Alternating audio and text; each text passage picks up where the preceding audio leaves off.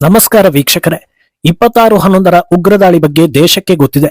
ದಾಳಿ ಹೇಗಾಯ್ತು, ಎಷ್ಟು ಜನರು ಮೃತಪಟ್ಟರು ಅನ್ನೋದು ಕೂಡ ಗೊತ್ತಿದೆ. ಇದನ್ನ ಪಾಕಿಸ್ತಾನವೇ ಮಾಡಿಸಿದ್ದು ಅನ್ನೋದನ್ನ ಕೆಲವರು ಒಪ್ಪದೇ ಇದ್ರೂ ಭಾರತೀಯರಿಗೆ ಈ ವಿಚಾರ ಚೆನ್ನಾಗಿ ಗೊತ್ತಿದೆ. ಈಗ ಈ ವಿಷಯದ ಕುರಿತಂತೆ ಮಹತ್ವದ ಪ್ರಶ್ನೆಯೊಂದನ್ನ ಕಾಂಗ್ರೆಸ್ಗೆ ಕೇಳಲಾಗಿದೆ.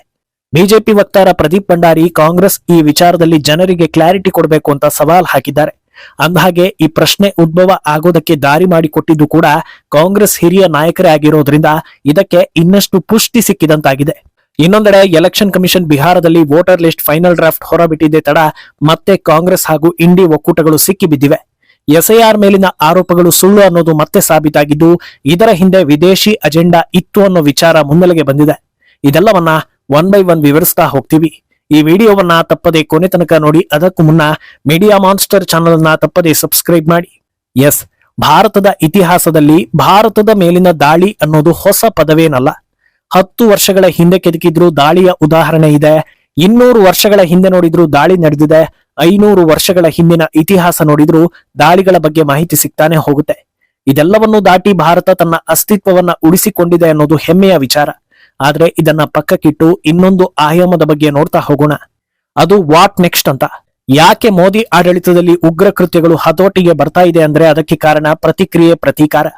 ಏರ್ ಸ್ಟ್ರೈಕ್ ಗಳಿಗೂ ಬಗ್ಗದೆ ಪಹಲ್ಗಾಮ್ಗೆ ನುಗ್ಗಿದವರಿಗೆ ಈಗ ಕೊಟ್ಟಿರೋ ಹೊಡೆತ ಇಡೀ ಪಾಕಿಸ್ತಾನದ ಗಂಟಲು ಒಣಗಿಸ್ತಾ ಇದೆ. ಆದ್ರೆ ಇದೆಲ್ಲದರ ನಡುವೆ ಪ್ರಶ್ನಾರ್ಥಕವಾಗಿ ಉಳಿದುಕೊಂಡಿರೋದು 26/11ರ ಮುಂಬೈ ಅಟ್ಯಾಕ್. ಯಾಕೆ ಅಂದಿನ ಸರ್ಕಾರ ಪ್ರತೀಕಾರ ತೀರಿಸಿಕೊಳ್ಳಲಿಲ್ಲ ಅನ್ನೋದು. ಈ ಕುರಿತಂತೆ ಬಿಜೆಪಿ ವಕ್ತಾರ ಪ್ರದೀಪ್ ಭಂಡಾರಿ ಈಗ ಕೇಳಿರೋ ಪ್ರಶ್ನೆ ಕಾಂಗ್ರೆಸ್ ಆಂತರಿಕ ಅಸಲಿಯತ್ತನ್ನ ಹೊರಗೆಳಿತಾ ಇದೆ. ನಾವಾಗ್ಲೇ ಹೇಳಿದ ಹಾಗೆ ಈಗ ಈ ವಿಷಯ ಮತ್ತೆ ಮುನ್ನೆಲೆಗೆ ಬರೋದಕ್ಕೆ ಕಾರಣವಾಗಿದ್ದು, ಕಳೆದ ಕೆಲ ದಿನಗಳ ಹಿಂದೆ ಕೈ ಹಿರಿಯ ನಾಯಕ ಹಾಗೂ ಮುಂಬೈ ಅಟ್ಯಾಕ್ ನಡೆದಾಗ ಯುಪಿಎ ಸರ್ಕಾರದಲ್ಲಿ ಗೃಹ ಸಚಿವ ಆಗಿದ್ದ ಪಿ ಚಿದಂಬರಂ ಹೇಳಿಕೆ. ಸಂದರ್ಶನದಲ್ಲಿ ಮಾತನಾಡುವ ಅವರು, ಮುಂಬೈ ಅಟ್ಯಾಕ್ ನಡೆದಾಗ ಬಹಳ ದೇಶಗಳಿಂದ ಕರೆ ಬಂದಿತ್ತು, ತಡ ಮಾಡಬೇಡಿ, ಪ್ರತೀಕಾರ ತೀರಿಸಿಕೊಳ್ಳಿ, ಪ್ರತಿದಾಳಿ ಮಾಡಿ ಅಂತ ಹೇಳಿದ್ರು ಅನ್ನೋದನ್ನ ಓಪನ್ ಆಗಿ ಹೇಳಿದ್ರು. ಇದೇ ಈಗ ತಡೆದಿದ್ದು ಯಾರು ಅನ್ನೋ ಪ್ರಶ್ನೆಯನ್ನ ಕೇಳುವಂತೆ ಮಾಡ್ತಾ ಇರೋದು. ಆ ಸಂದರ್ಶನದಲ್ಲಿ ಚಿದಂಬರಂ ಅಮೆರಿಕ ತಡೆದಿತ್ತು ಅನ್ನೋದನ್ನ ಹೇಳಿದ್ರು. ಆದ್ರೆ ಅಮೆರಿಕ ಹೇಳಿದ ಮಾತ್ರಕ್ಕೆ ಭಾರತ ಸರ್ಕಾರ ಕೇಳಿ ಬಿಡಬೇಕು ಅಂತ ಯಾವ ರೂಲ್ಸ್ ಕೂಡ ಇಲ್ಲ.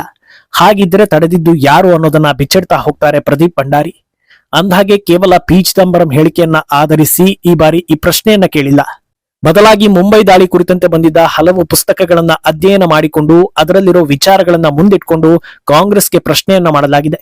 ಮನಮೋಹನ್ ಸಿಂಗ್ ಸರ್ಕಾರದಲ್ಲಿ ನ್ಯಾಷನಲ್ ಸೆಕ್ಯೂರಿಟಿ ಅಡ್ವೈಸರ್ ಹಾಗೂ ಫಾರಿನ್ ಸೆಕ್ರೆಟರಿ ಆಗಿದ್ದ ಶಿವಶಂಕರ್ ಮೆನನ್ ಬರೆದಿರೋ ಚಾಯ್ಸಸ್ ಅನ್ನೋ ಪುಸ್ತಕದಲ್ಲಿನ ಸತ್ಯವನ್ನ ಬಿಚ್ಚಿಡ್ತಾ ಹೋಗ್ತಾರೆ.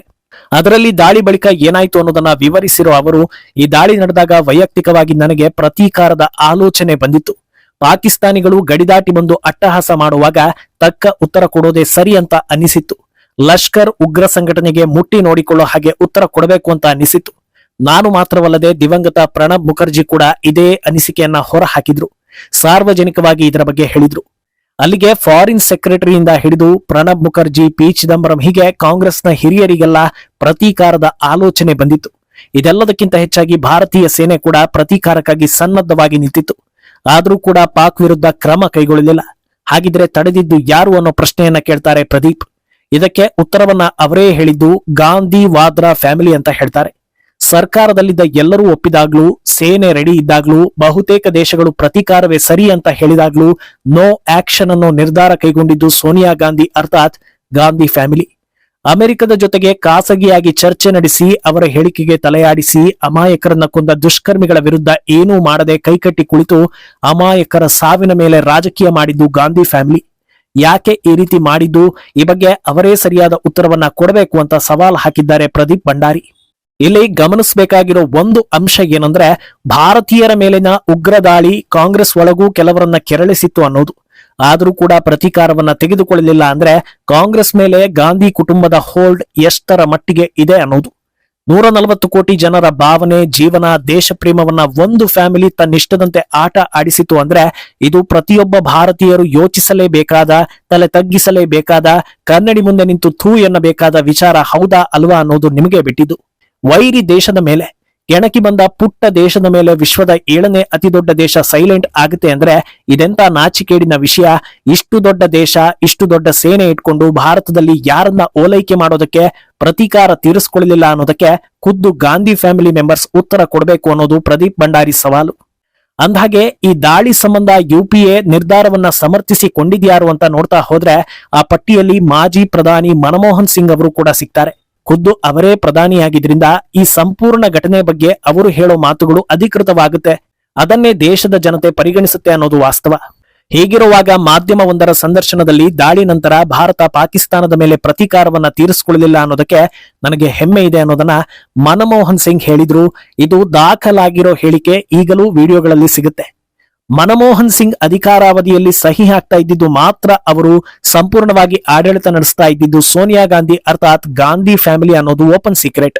ಹೀಗಿರುವಾಗ ಈ ಹೇಳಿಕೆ ಮನಮೋಹನ್ ಸಿಂಗ್ ಅವರ ವೈಯಕ್ತಿಕ ಹೇಳಿಕೆ ಆಗಿರೋದಕ್ಕೆ ಸಾಧ್ಯವಿಲ್ಲ. ಒಂದು ವೇಳೆ ಈ ಹೇಳಿಕೆಗೆ ತಕರಾರಿದ್ದಿದ್ರೆ ಅದು ಆಗಲೇ ಬಹಿರಂಗ ಆಗ್ತಾ ಇತ್ತು. ಆಗಿಲ್ಲ ಅಂದ್ರೆ ಈ ಹೇಳಿಕೆ ಹಿಂದೆ ಇರೋದು ಯಾರು ಅನ್ನೋದು ಅಷ್ಟೇ ಕ್ಲಿಯರ್. ಆದ್ರಿಂದ ಈ ಸಂಬಂಧ ಉತ್ತರಿಸೋದು ಯಾರು ಅನ್ನೋ ಪ್ರಶ್ನೆ ಹುಟ್ಟಿದೆ. ಅಂದಹಾಗೆ Mumbai attack, Gandhi family, UPA ಸರ್ಕಾರ, ಈ ಮಧ್ಯೆ ಉಲ್ಲೇಖವಾಗೋ ಇನ್ನೊಂದು ಹೆಸರು ಅಮೆರಿಕ. ಭಾರತದ ನಿರ್ಧಾರದ ಹಿಂದೆ ಅಮೆರಿಕ ಸಲಹೆ ಇತ್ತು. ಅದನ್ನ ಒಪ್ಪೋದಕ್ಕೆ ಕಾರಣ ಏನು ಅನ್ನೋದನ್ನ ಹುಡುಕ್ತಾ ಹೋದ್ರೆ ಪ್ರಸ್ತುತ ಘಟನೆಗಳು ಬೆಳಕಿಗೆ ಬರುತ್ತೆ. ಆಪರೇಷನ್ ಸಿಂಧೂರ್ ಬಳಿಕ ಭಾರತದ ಜೊತೆಗೆ ಚೆನ್ನಾಗಿದ್ದ ಟ್ರಂಪ್ ಇದ್ದಕ್ಕಿದ್ದ ಹಾಗೆ ಪಾಕಿಸ್ತಾನಕ್ಕೆ ಹತ್ತಿರವಾಗ್ತಾ ಹೋದ್ರು. ಭಾರತದ ವಿರುದ್ಧ ಟ್ಯಾರಿಫ್ ಚಾಲೆಂಜ್ ಹಾಕಿ ಭಾರತದ ಆರ್ಥಿಕತೆ ಬಿದ್ದು ಹೋಗಿದೆ ಅಂದ್ರು. ಅತ್ತ ಟ್ರಂಪ್ ಏನೋ ತಲೆ ಸರಿ ಇಲ್ಲ, ಏನೇನೋ ಹೇಳ್ತಾರೆ ಅಂದ್ರೆ ಇತ್ತ ರಾಹುಲ್ ಅದೇ ಹೇಳಿಕೆಯನ್ನ ಪಿಕ್ ಮಾಡ್ಕೊಂಡ್ರು. ಭಾರತದ ಆರ್ಥಿಕತೆ ಸತ್ತಿದೆ, ಅದೇ ಸತ್ಯ ಅನ್ನೋ ಅಮೆರಿಕದ ಹೇಳಿಕೆಯನ್ನ ಸಮರ್ಥಿಸಿಕೊಂಡ್ರು. ಭಾರತದ ಆರ್ಥಿಕತೆ ಹೇಗಿದೆ ಅನ್ನೋದಕ್ಕೆ ಸಾವಿರಾರು ಉದಾಹರಣೆಗಳಿವೆ ಅನ್ನೋದು ವಾಸ್ತವ. ಆದ್ರೆ ಅಮೆರಿಕದ ವಾದವನ್ನೇ ಪಿಕ್ ಮಾಡಿಕೊಂಡಿದ್ಯಾಕೆ ಅನ್ನೋ ಅನುಮಾನ ಮೂಡುತ್ತೆ. ಇದೇ ಹೊತ್ತಲ್ಲಿ ಎಸ್ಐಆರ್ ಕುರಿತಂತೆ ಕೂಡ ಪ್ರದೀಪ್ ಭಂಡಾರಿ ಮಾತನಾಡಿದ್ದು ರಾಹುಲ್ಗೆ ಫಾರಿನ್ ಲಿಂಕ್ ಇರೋ ಬಗ್ಗೆ ಚಾಟಿ ಬೀಸಿದ್ದಾರೆ. ಎಸ್ಐಆರ್ ಪ್ರಕ್ರಿಯೆ ಶುರುವಾದಾಗಿನಿಂದ ಸಾಕಷ್ಟು ಹಂಗಾಮಗಳಾದವು. ಹಲವು ಪ್ರೆಸ್ ಮೀಟ್ಗಳು, ಹಲವು ದಾಖಲೆಗಳು ಪ್ರದರ್ಶನಗೊಂಡವು. ಅದರಲ್ಲಿದ್ದ ಪ್ರತಿ ಅಕ್ಷರವೂ ಸುಳ್ಳು ಅನ್ನೋದು ಬಹಳ ಅಚ್ಚುಕಟ್ಟಾಗಿ ಸಾಬೀತಾಯಿತು. ಈಗ ಅಂತಿಮವಾಗಿ ಎಲೆಕ್ಷನ್ ಕಮಿಷನ್ ಫೈನಲ್ ಡ್ರಾಫ್ಟ್ ಅನ್ನ ಹೊರಬಿಟ್ಟಿದ್ರೆ ಈಗ ಪ್ರಶ್ನೆ ಮಾಡೋದಕ್ಕೆ ರಾಹುಲ್ ಭಾರತದಲ್ಲೇ ಇಲ್ಲ. ರಾಹುಲ್ ಆರೋಪವನ್ನ ಮದ್ರಾಸ್ ಹೈಕೋರ್ಟ್, ಸುಪ್ರೀಂ ಕೋರ್ಟ್ ಕೂಡ ತಳ್ಳಿ ಹಾಕಿದೆ. ಈಗ ಬಿಹಾರದಲ್ಲಿರೋ ಕಾಂಗ್ರೆಸ್ ಹಾಗೂ ಆರ್ಜೆಡಿಯ ಬೂತ್ ಲೆವೆಲ್ ಏಜೆಂಟ್ಗಳು ಕೂಡ ಏನೂ ಪ್ರಾಬ್ಲಮ್ ಇಲ್ಲ ಅಂತಿದ್ದಾರೆ. ಆದ್ರೆ ಸುಳ್ಳು ಅಂತ ಗೊತ್ತಿದ್ದು ಪದೇ ಪದೇ ಅದನ್ನೇ ಹೇಳಿ ರಾಹುಲ್ ಹಂಗಾಮ ಎಬ್ಬಿಸಿದ್ಯಾಕೆ? ಈ ಆರೋಪವೇ ಪ್ರೊಪಾಗಾಂಡ ಅನ್ನೋದು ದೇಶಕ್ಕೆ ಯಾವಾಗ್ಲೂ ಗೊತ್ತಾಗಿತ್ತು. ಆದ್ರೂ ತಮ್ಮ ಆರೋಪ ಬಿಡದೆ ವೋಟ್ ಅಧಿಕಾರ ಯಾತ್ರೆಗಳನ್ನೆಲ್ಲ ಮಾಡಿದ್ರಲ್ಲ, ಅವರ ಹಿಂದೆ ಇರೋದು ಯಾರು? ಅವರನ್ನ ಮುನ್ನಡೆಸ್ತಾ ಇರೋದು ಯಾರು ಅನ್ನೋ ಪ್ರಶ್ನೆಯನ್ನ ಮುಂದಿಟ್ಟಿದ್ದಾರೆ ಪ್ರದೀಪ್ ಭಂಡಾರಿ. ಇದೆಲ್ಲವನ್ನ ಗಮನಿಸಿದಾಗ ಗೊತ್ತಾಗುವ ಒಂದು ವಿಷಯ ಏನಂದ್ರೆ ಕಾಂಗ್ರೆಸ್ ಬೇರೆ, ರಾಹುಲ್ ಅಥವಾ ಗಾಂಧಿ ಕುಟುಂಬದ ನೇತೃತ್ವ ಇರೋ ಕಾಂಗ್ರೆಸ್ಸೇ ಬೇರೆ ಅನ್ನೋದು. ವಿದೇಶಿ ವ್ಯಕ್ತಿಯಿಂದ ಆರಂಭವಾದ ಪಕ್ಷದಲ್ಲಿ ವಿದೇಶಿ ಮೂಲದವರೇ ಫೈನಲ್ ಅನ್ನುವಾಗ ಸ್ವದೇಶದ ಫೀಲಿಂಗ್ ಅವರಲ್ಲಿ ಹುಡುಕೋದಕ್ಕೆ ಅವರ ಸ್ವದೇಶ ನಮ್ಮ ಸ್ವದೇಶ ಒಂದೇ ಅಲ್ವಲ್ಲ ಅನ್ನೋ ಅನಿಸಿಕೆ ಬರೋದು ಸಹಜ. ಮುಂದೇನಾಗುತ್ತೆ ಅನ್ನೋದನ್ನ ಕಾದು ನೋಡ್ಬೇಕು. ಈ ಬಗ್ಗೆ ನಿಮ್ಮ ಅಭಿಪ್ರಾಯವನ್ನ ತಪ್ಪದೆ ಕಮೆಂಟ್ ಮೂಲಕ ತಿಳಿಸಿ.